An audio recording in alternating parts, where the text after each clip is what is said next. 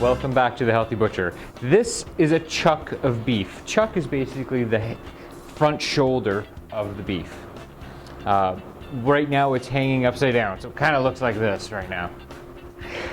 What you're looking at over here is this is the neck, so the head would go right here. So I have the neck.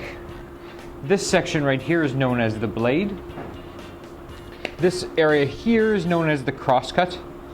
And then I have my brisket and my shank. So I'm going to be making a cut along here to remove this arm region from the rib cavity. When I do that, I will be separating the lower blade or the bottom blade from the top blade. And then I will also be separating the crosscut into two, and that's going to give me a variety of other cuts. It's going to give me braising ribs, and then I'm going to get clawed region.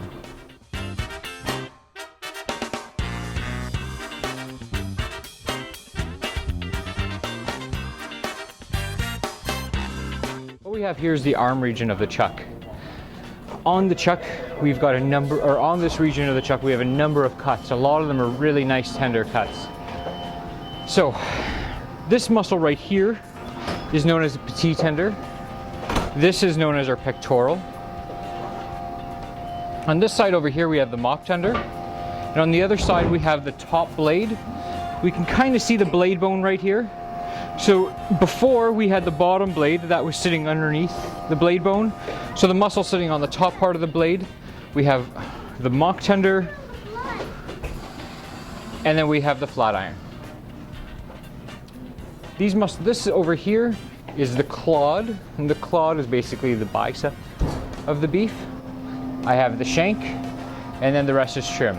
So what I'm going to be taking off is the Clodhammer and the pectoral.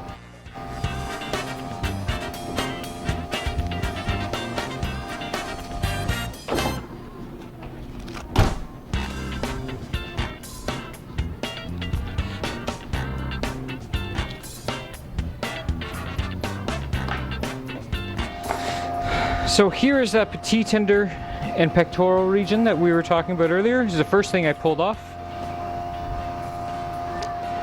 So the Petit Tender is basically the rotator cuff of the arm.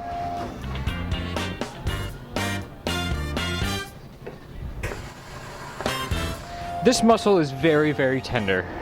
Because beef don't really have to rotate their arm at all, this muscle doesn't do much work.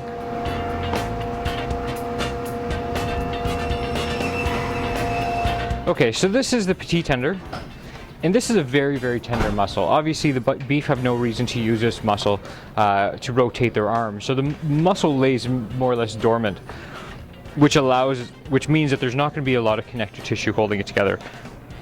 This particular cut is almost as tender as something like tenderloin.